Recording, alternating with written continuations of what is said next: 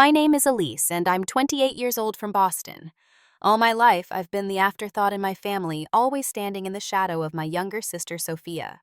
I've spent years trying to earn my parents' approval, believing that someday they'd see me. But nothing prepared me for when they chose to skip my wedding for my sister's baby shower. The day I'd dreamed about since childhood became another painful reminder of where I stood in their hearts. Before I dive into how my parents chose my sister's baby shower over the most important day of my life, let me know where you're watching from and hit that subscribe button if you've ever felt invisible in your own family. Growing up in suburban Massachusetts, I always sensed something was different about how my parents treated me compared to my sister Sophia. She was 3 years younger, but somehow she was the sun our family orbited around. I remember being 7 years old watching my mother spend weeks planning Sophia's fourth birthday party. She handcrafted invitations, ordered a custom cake shaped like a princess castle, and even hired a face painter. My own birthday 3 months earlier had consisted of a grocery store cake and a small family dinner where my father spent most of the time on business calls. This wasn't a one-time occurrence. It was the beginning of a pattern that would define my childhood. When I brought home straight A's in 5th grade, my report card was given a quick glance and placed on the refrigerator. When Sophia brought home C's and 1 B- that same year, my parents took her out for ice cream to celebrate her improvement. My achievements were expected. Hers were extraordinary. Our family photo albums tell the story better than words ever could. In nearly every picture, Sophia stands front and center, often in my mother's arms, or holding my father's hand. I'm positioned at the edge, sometimes partially cropped out like an afterthought. There's one photo from a trip to Disney World when I was 10 that captures it perfectly. Sophia, age 7, sits on my father's shoulders in front of Cinderella's castle, while my mother stands beside them beaming. I'm visible only because a kind stranger suggested I join the photo standing awkwardly a foot away from my mother, clearly an addition rather than part of the original composition. Family vacations were always planned around Sophia's interests. If she wanted to go to the beach, we went to the beach even though I got terrible sunburns and preferred mountains. If she wanted to visit amusement parks, we spent days riding roller coasters despite my fear of heights. My suggestions for museums or national parks were routinely dismissed as boring. The favoritism wasn't limited to our immediate family. At gatherings with extended family, aunts and uncles would flock to Sophia, exclaiming over her outfits or asking about her hobbies. I'd receive perfunctory hellos and generic questions about school. By the time I was 12, I'd learned to bring a book to family events, finding comfort in fictional worlds where I mattered to someone. Our personalities certainly played a role in this dynamic. Sophia was naturally outgoing, charming adults with her bubbly conversation and theatrical performances.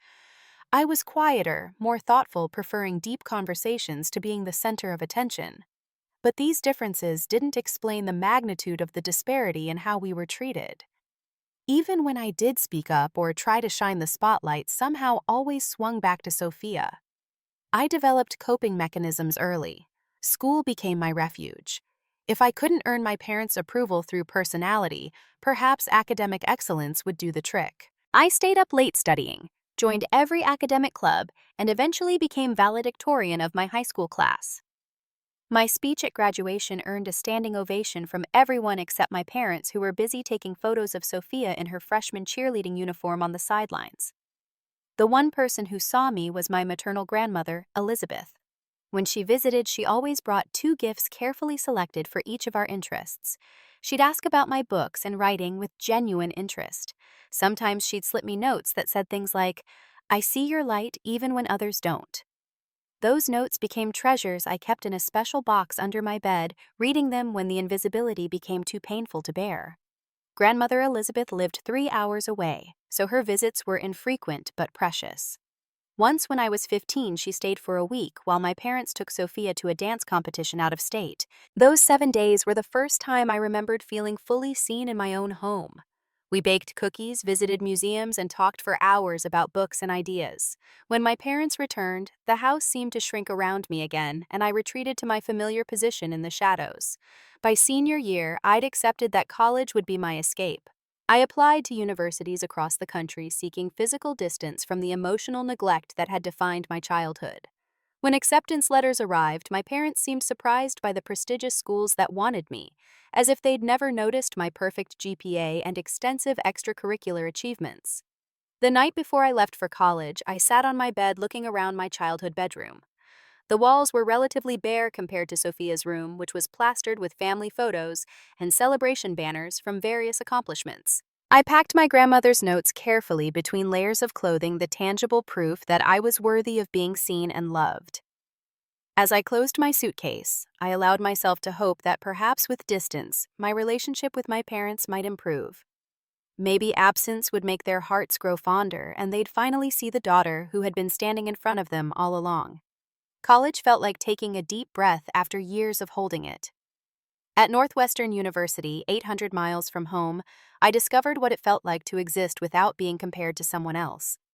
My roommate Tara became my first true friend, accepting me without reservation or comparison.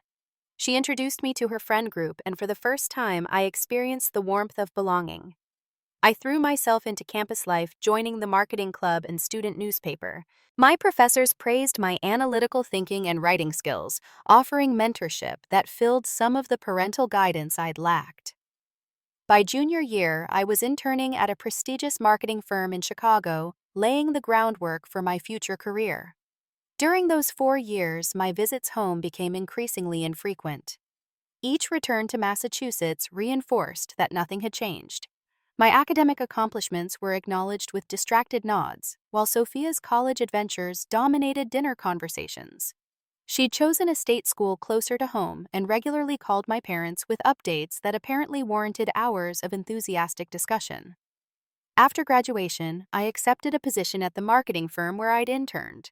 By 26, I'd been promoted twice and was leading my own team as a senior marketing executive. I'd built a life I was proud of, complete with a cozy apartment overlooking Lake Michigan, a close circle of friends, and a cat named Fitzgerald, after my favorite author. It was at an industry conference in San Francisco that I met James. He was presenting on digital strategy, and something about his passionate yet unpretentious manner drew me in. During the networking event afterward, we found ourselves in conversation that flowed so naturally, it felt like we'd known each other for years rather than hours. James lived in Chicago too, working for a competing agency. We exchanged numbers under the pretense of professional networking, but both knew there was something more. Our first date lasted 5 hours, starting with coffee and extending through dinner as we lost track of time. He was thoughtful, genuinely interested in my thoughts and experiences in a way that felt unfamiliar but wonderful. 3 months into dating, James asked about meeting my family. I'd been vague about them until then, sharing only surface details. That night over dinner at his apartment, I found myself telling him everything about growing up as the invisible daughter. To my surprise, I cried as the words poured out, years of hurt finding release. James listened without interruption, then held me and said something no one besides my grandmother had ever said: they missed out on truly knowing an amazing person. In that moment, I fell in love with him. Meeting James's family showed me what family support could look like. His parents, Michael and Diana, welcomed me warmly from the first handshake.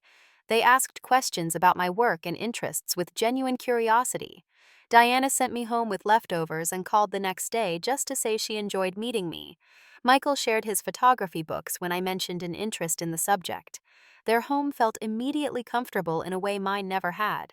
6 months into our relationship, we planned a trip to Massachusetts. I prepared James as best I could for my family dynamics, but seeing his reaction to their behavior gave me a new perspective. During dinner at my parents' house, my mother asked James 3 questions before turning the conversation to Sophia's new job. When my father checked his phone throughout James's answers about his career, I saw it through James's eyes rather than my own normalized experience. Later that night in our hotel room, James was quiet. When I asked what he was thinking, he said, "I knew what to expect from what you've told me, but seeing how they treat you still shocked me. You deserve so much better, Elise." His words were like a key unlocking something inside me. Maybe I did deserve better. Over the next year, with James's support and regular therapy sessions, I began setting boundaries with my family. I limited calls home to once every 2 weeks instead of my previous daily attempts to connect. I declined invitations to events where I knew I'd be sidelined. When my mother made dismissive comments, I calmly pointed them out rather than silently accepting them. James proposed on a snowy evening in December after 18 months of dating. He'd arranged a private tour of the Art Institute of Chicago, my favorite place in the city, and asked me in front of Monet's water lilies. Through happy tears, I said yes, then called my grandmother before anyone else. When I called my parents with the news, my mother's first response was, "Oh, that's nice. Did you know Sophia's been promoted?" I felt the familiar sting, but pushed through it, sharing details about the proposal and ring. My father got on the line briefly to say congratulations before passing the phone back to my mother, who spent the next 20 minutes discussing Sophia's work accomplishments. Despite everything, part of me still hoped that my wedding might finally be the occasion where my parents would prioritize me. As James and I began planning, I allowed myself to imagine my mother helping choose my dress, my father looking proud as he walked me down the aisle. James's parents were already fully involved, offering help and expressing excitement about welcoming me officially into their family. Diana called me weekly just to check in on planning and how I was feeling. Looking back now, I recognize that hope for what it was, the last desperate wish of a child, still seeking parental approval. But at the time, I believed that maybe, just maybe, my wedding would be different. The day after our engagement, James and I started discussing wedding plans. I wanted something intimate but meaningful, perhaps 100 guests at a historic venue in Chicago. James supported whatever would make me happy, offering input, but ultimately deferring to my vision. 2 weeks later, I called my mother, hoping to involve her in the planning process. I'd created a shared digital folder with venue options, color schemes, and flower ideas. "Mom, I'd love your thoughts on some of these wedding ideas. I can email you access to the planning folder," I said, trying to keep my voice casual despite my nervousness. Her response set the tone for what would follow. "Oh, I'm not sure how much help I'll be. You know I'm not very good with technology. When Sophia gets married someday, I imagine she'll want something completely different anyway. She's always talked about a beach wedding." I swallowed my disappointment. "This isn't about Sophia's hypothetical future wedding, Mom. This is about my actual wedding happening next year." "Of course, dear. I'm just saying Sophia has such a clear vision for these things." Despite this discouraging start, I persisted. When I visited home for Thanksgiving, I brought wedding magazines, hoping to create a bonding opportunity. While my mother flipped through them disinterestedly, she paused on a particularly elaborate gown.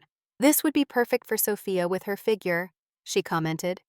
"You might want something more modest." I was a size 6. Sophia was a size 4. The dress shopping experience a month later crystallized everything. I'd scheduled an appointment at a bridal boutique in Boston during Christmas break, specifically when my mother had confirmed she was available.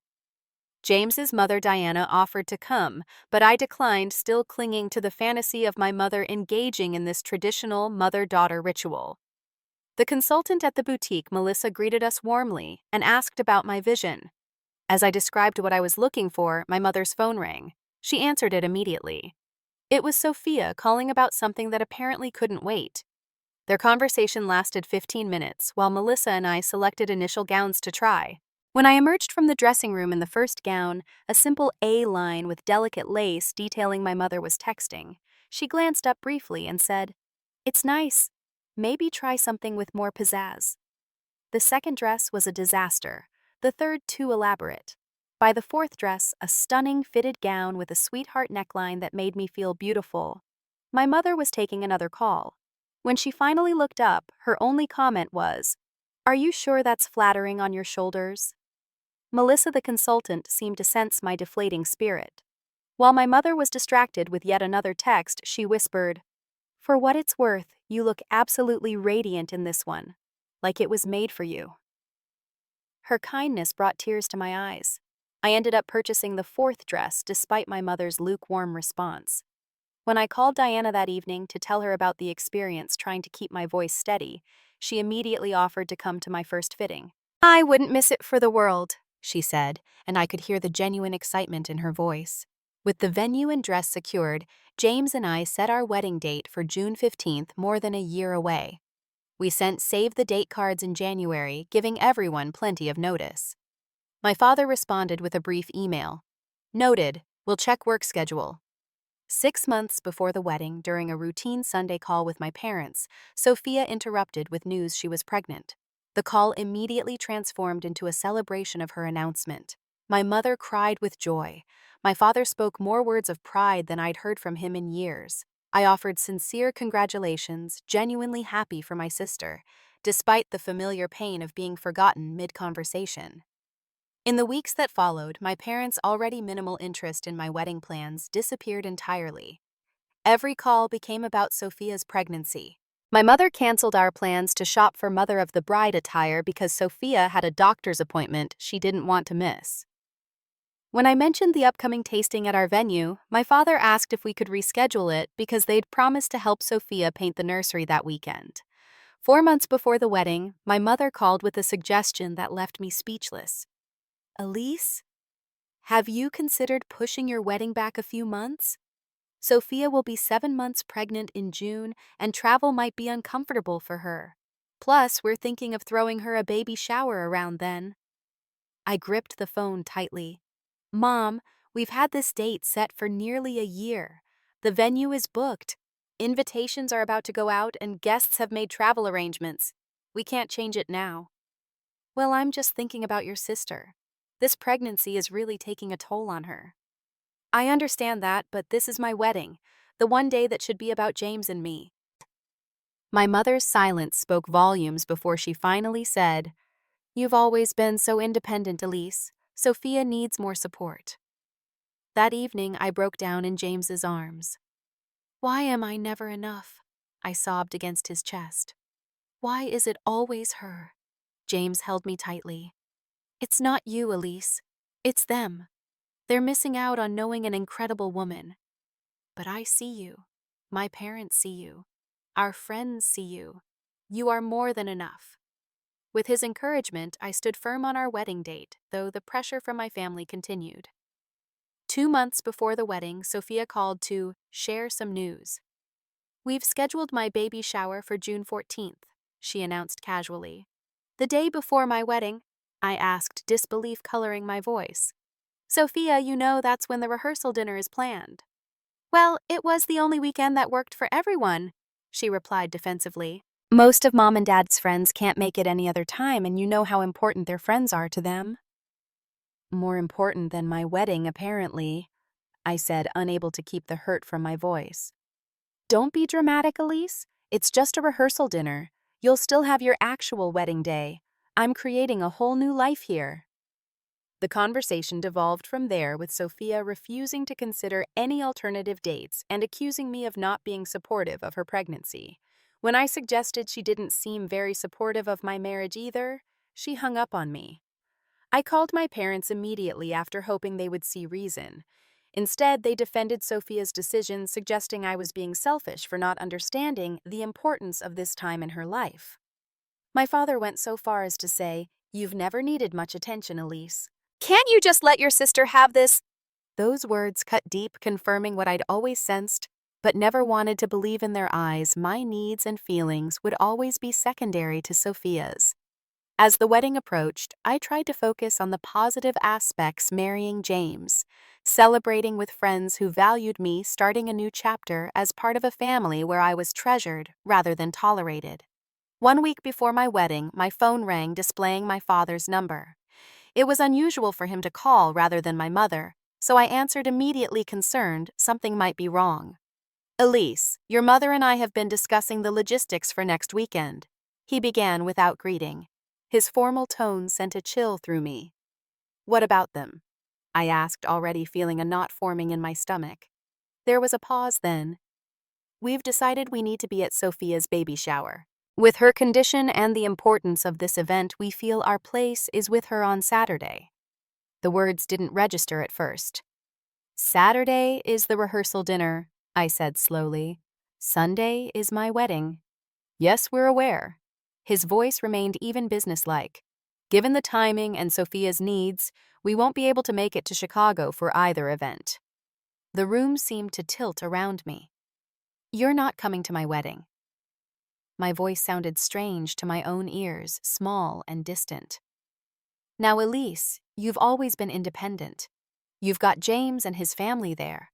Sophia needs us more right now. The pregnancy has been difficult, and this is our first grandchild.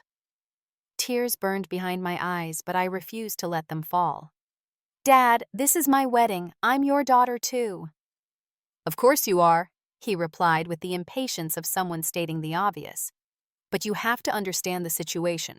Sophia can't travel in her condition and we can't miss her shower. It's a special time for her. And my wedding isn't a special time for me, I asked, voice breaking despite my efforts. There was another pause. You know what I mean, Elise. You've always been the practical one. Sophia is more emotional, more traditional. These milestones mean more to her. The casual cruelty of his words stole my breath. In that moment, nearly 30 years of being second best crystallized into a single unbearable truth: I would never be their priority. I understand, I said, finally surprising myself with how calm I sounded. You've made your choice very clear. Don't be dramatic, my father said, echoing Sophia's words from weeks earlier. We'll celebrate with you another time. Maybe we can take you and James to dinner when you're next in Massachusetts. After ending the call, I sat motionless on my couch, phone still clutched in my hand. That's how James found me 20 minutes later when he returned from work. One look at my face told him something was terribly wrong. They're not coming, I whispered as he knelt before me. They chose Sophia's baby shower over our wedding. James's expression shifted from concern to anger. They what? He demanded, then immediately softened his tone as he saw me flinch. Elise, I'm so sorry. He gathered me in his arms as the dam finally broke. I sobbed against his shoulder, years of rejection pouring out in gut-wrenching cries. James held me through it all, stroking my hair and murmuring reassurances. When I could finally speak again, the words tumbled out in a rush. What's wrong with me, James? Why have I never been enough for them? What does Sophia have that I don't?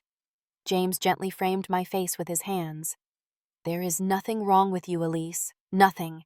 You are kind, brilliant, and loving. This isn't about you lacking something.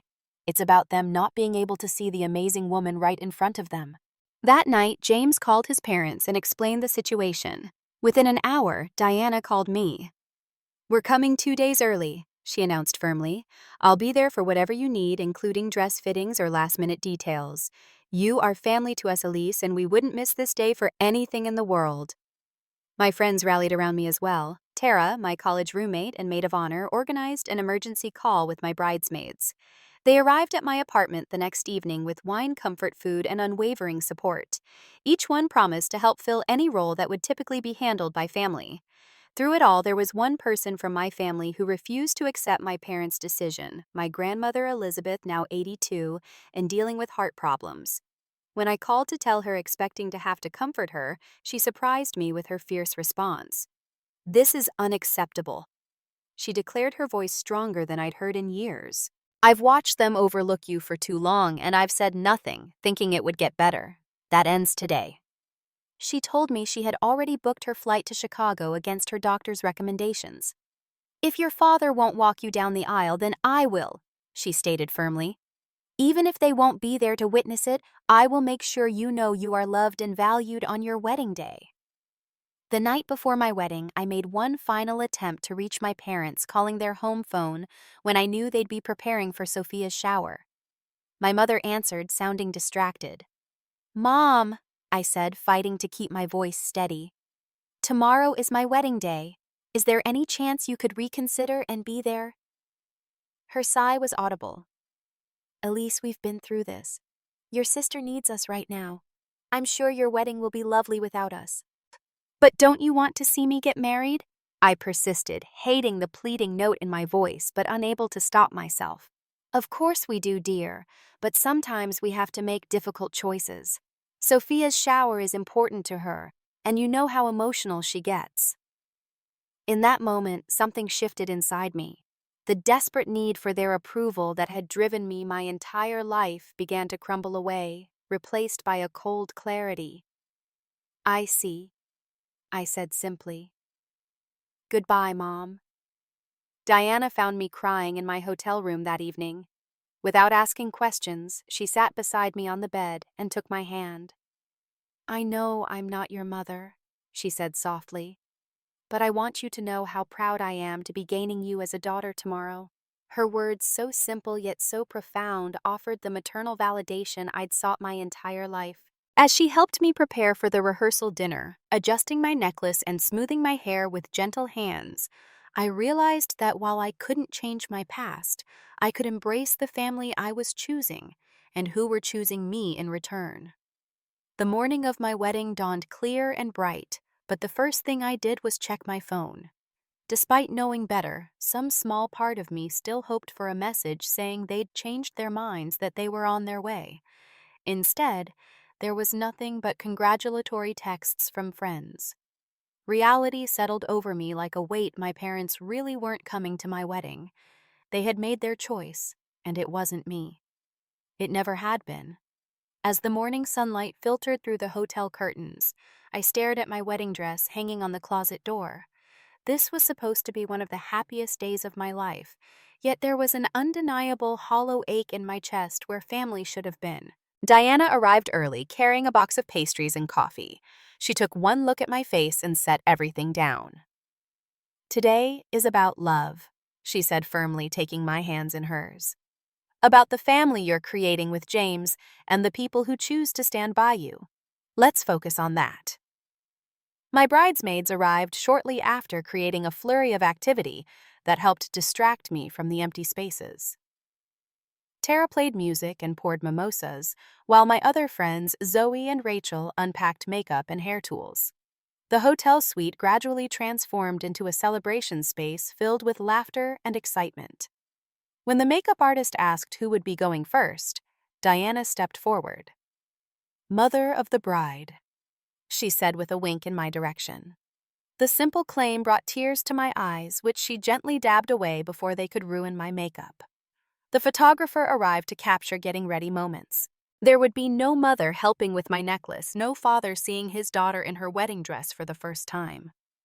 Diana sensed my anxiety and stepped in seamlessly, helping fasten my pearl earrings, a wedding gift from James. "Something borrowed," she said, presenting a delicate sapphire bracelet. "I wore this on my wedding day and my mother before me. I'd be honored if you'd wear it today." As the makeup artist worked on my face, my phone chimed with a text from Sophia. "Good luck today. Sorry we couldn't make it. Baby shower prep is crazy. Mom's been cooking all morning." Attached was a photo of my mother arranging flowers for the shower, looking happier than I'd seen her in years. I handed the phone to Tara without responding, and she silently slipped it into a drawer out of sight. Just as I was stepping into my wedding dress, there was a knock at the door. Rachel opened it to reveal my grandmother Elizabeth, looking frail but determined, dressed in an elegant lavender suit. "Grandma," I exclaimed carefully, rushing to embrace her. "Should you be up and about already? I thought you were resting until the ceremony." "And miss seeing you get ready? Not a chance." Her eyes filled with tears as she took me in. "Oh, Elise, you are absolutely breathtaking." The photographer captured the moment as my grandmother cupped my face in her weathered hands. "I am so proud of the woman you've become," she said, her voice wavering slightly. "Your grandfather would have been too." When it was time to leave for the venue, a historic library in downtown Chicago, I felt a strange calm settle over me. The hurt wasn't gone, but it had been tempered by the genuine love surrounding me. James's younger brother Aaron had been assigned to coordinate with the car service, and he gave an exaggerated bow as he opened the door for us, making me laugh despite everything. At the venue, I waited in a small antechamber while guests were seated. Through the door, I could hear the string quartet playing the murmur of voices, life moving forward. My grandmother joined me, using her cane but standing proudly. "I spoke with your father last night," she admitted, adjusting her corsage. "I told him exactly what I thought of his decision." "What did he say?" I asked, not sure I wanted to know. "Nothing of consequence," she replied, her mouth tightening.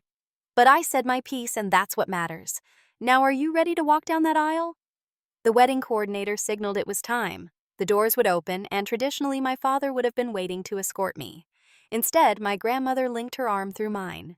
"I can't walk you the whole way," she said apologetically. "These old legs won't make it." But I'll start you on your journey and James will be waiting at the end. That's what matters. As the doors opened and the wedding march began, I saw what awaited in the ceremony room. James stood at the altar, his face lighting up at the sight of me. The seats on his side were filled with his large family, all beaming with genuine happiness. My side was noticeably sparser, with the front row where my parents should have been sitting conspicuously empty. But behind those empty seats were rows of friends, colleagues, and chosen family who had traveled to be there. They rose as I appeared, faces full of love and support. My grandmother squeezed my arm and whispered, "See how many people are here for you." We began our walk, moving slowly to accommodate her pace. Halfway down the aisle, James's father Michael stepped forward to meet us, offering his arm to continue the journey. The symbolism wasn't lost on anyone present. I was being welcomed into their family fully and without reservation. When I reached James, his eyes were suspiciously bright.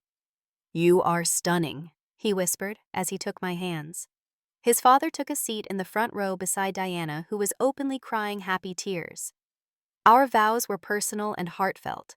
I promised to be James's partner in all things, to create a home filled with the acceptance and unconditional love we both believed in. He vowed to stand by me through all of life's challenges, to be my safe harbor and greatest advocate. During the ceremony, my friend Lily read a poem about chosen family that James and I had selected. "Family isn't always blood." She read, her voice clear and strong. "It's the people in your life who want you in theirs. The ones who accept you for who you are, who would do anything to see you smile, and who love you no matter what." I felt those words resonating through the room, healing something broken inside me.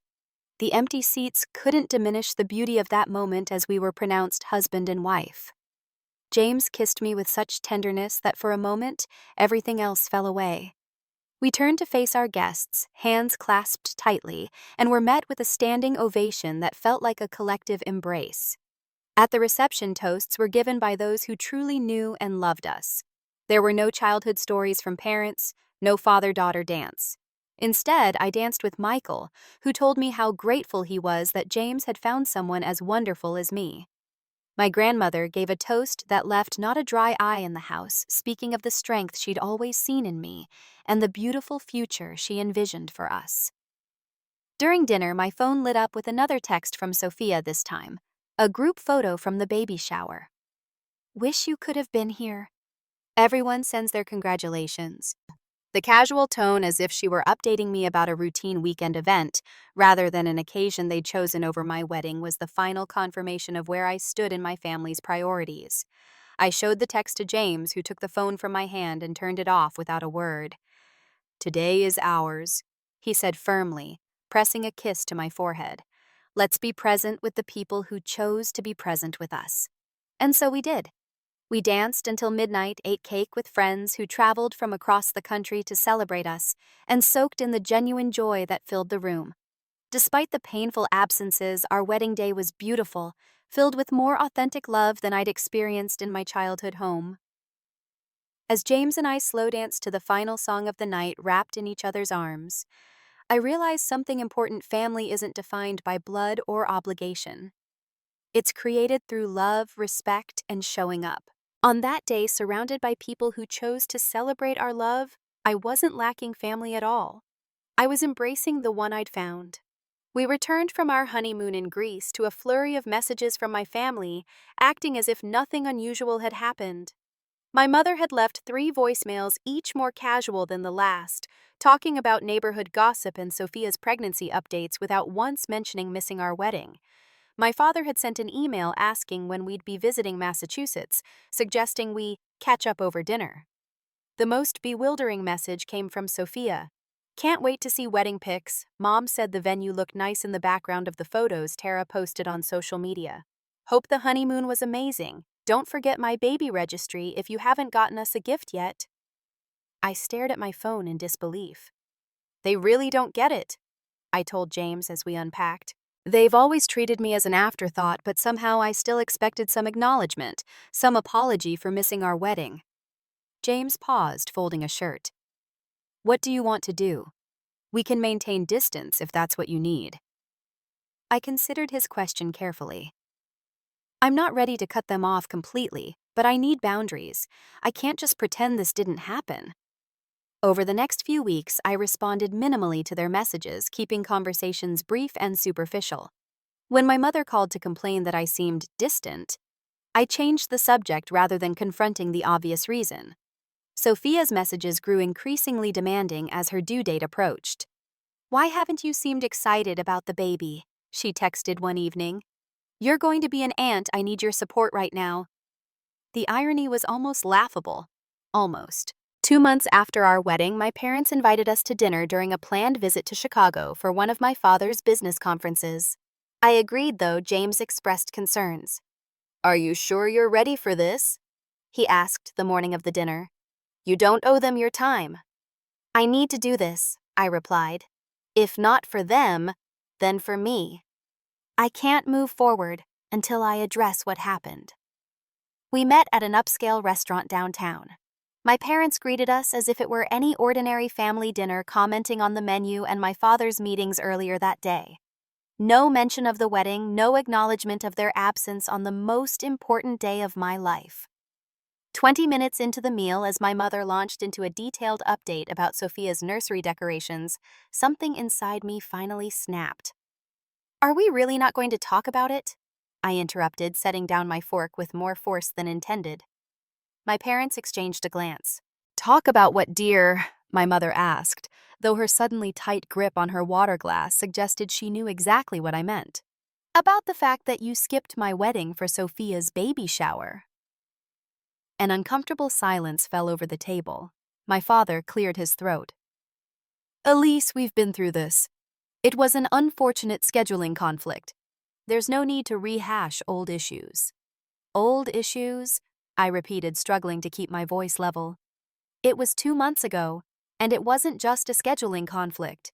It was a choice you made, a statement about where I stand in your priorities." "Now that's not fair," my mother protested. "You know how much we love you." "Do I?" I asked the question, hanging between us. "Because from where I'm sitting, I've spent my entire life trying to earn a fraction of the love and attention you've freely given Sophia." My father's face darkened. "You've always been jealous of your sister. This competitiveness isn't attractive, Elise." His dismissal ignited decades of suppressed anger. "This isn't about jealousy. This is about being treated like I don't matter. It's about birthday parties, forgotten achievements ignored, and yes, my wedding day deemed less important than a baby shower that could have been scheduled any other weekend." My mother's eyes welled with tears. "You're being so dramatic. We've always treated you both equally." "Equally?" I laughed, the sound brittle even to my own ears. "When have you ever treated us equally? When I graduated valedictorian, you spent the ceremony taking photos of Sophia in her cheerleading uniform. When I got into Northwestern with a scholarship, you talked about how Sophia would miss me while I was gone. And when I got married, you chose to decorate cupcakes for her shower instead of witnessing your daughter's wedding vows." My father cut in. "Sophia needs more support. She's always been more sensitive, more family-oriented." "No," I corrected him, suddenly feeling calmer as years of clarity crystallized. "Sophia has been conditioned to expect the world to revolve around her because you've always ensured it does. And I've been conditioned to expect nothing because that's what you've consistently given me." My mother dabbed at her eyes with a napkin. "I don't understand why you're doing this now. We're having a nice dinner."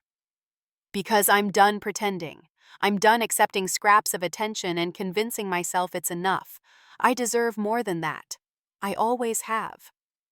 "If that's how you feel, perhaps we should end dinner early," my father said stiffly, signaling for the check.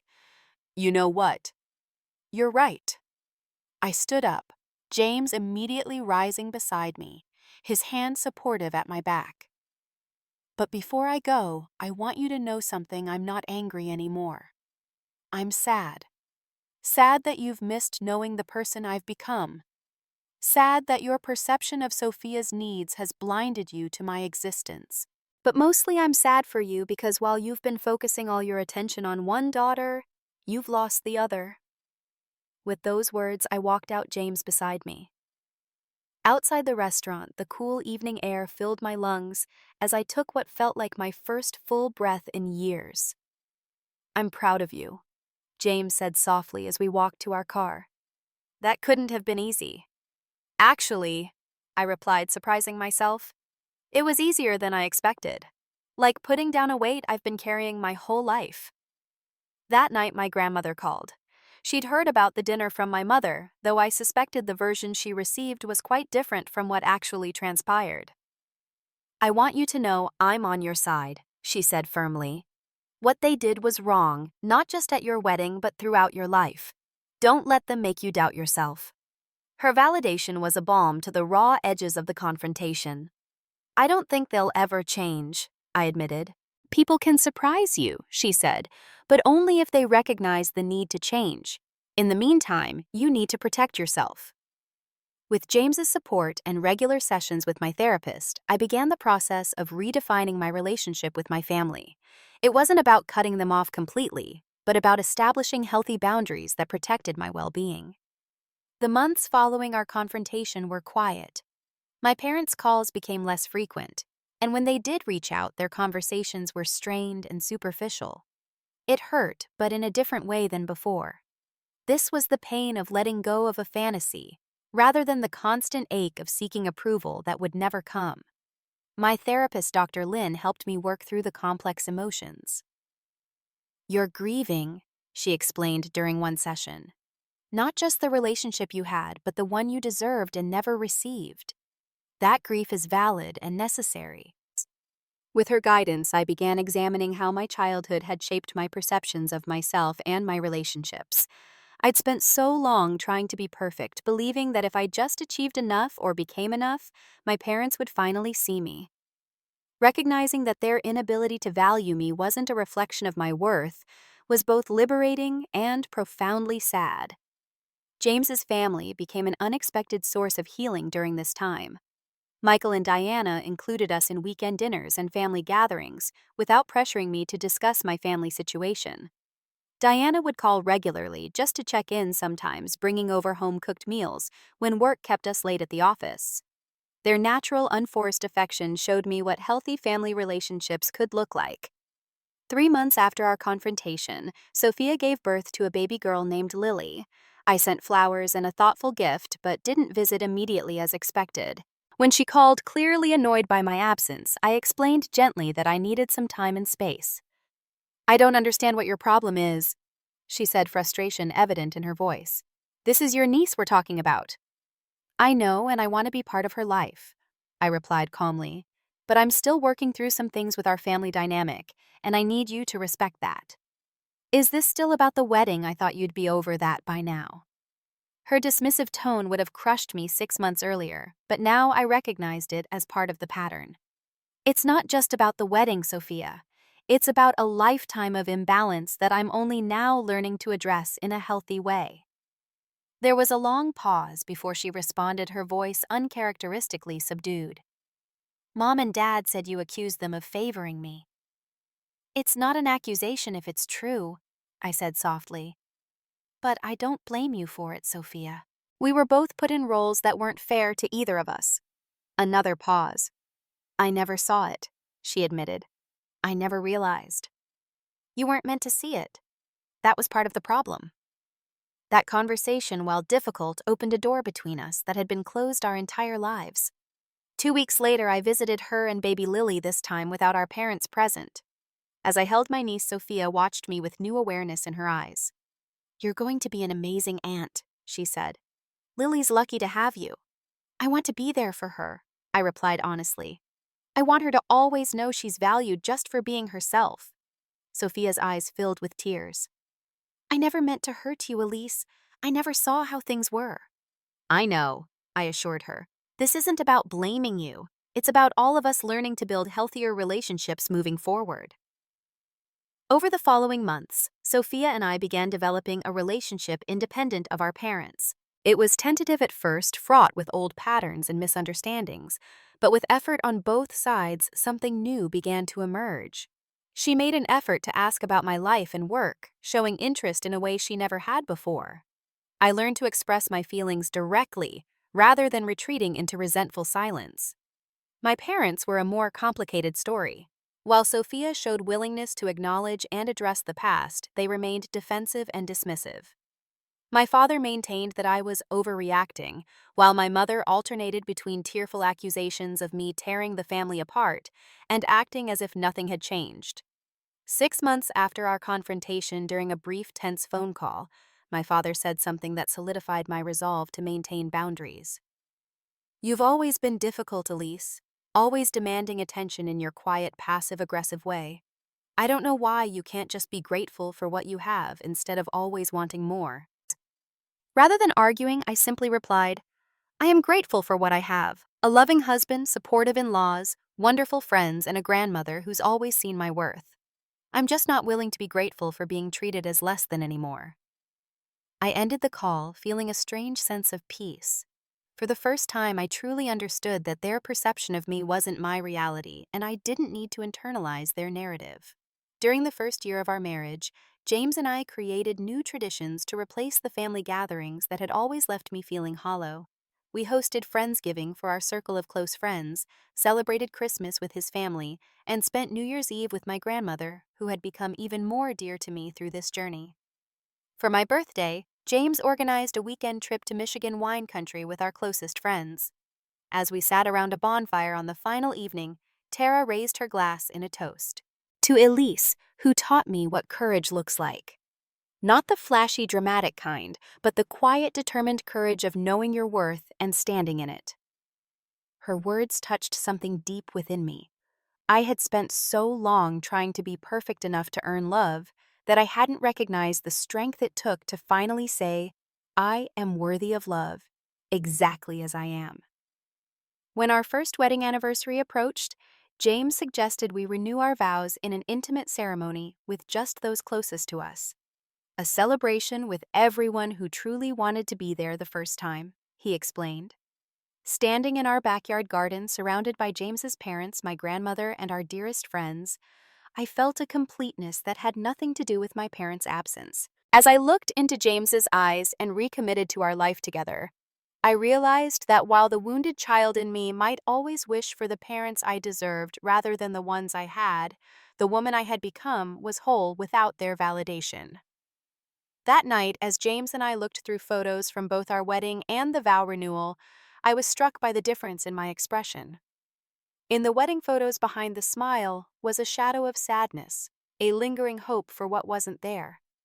In the renewal photos, there was a peaceful confidence, a woman fully present in her joy.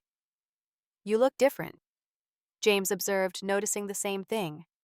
"I feel different," I acknowledged. "Like I've finally stopped trying to earn love and learned to simply receive it from those who freely give it." The journey wasn't over, of course.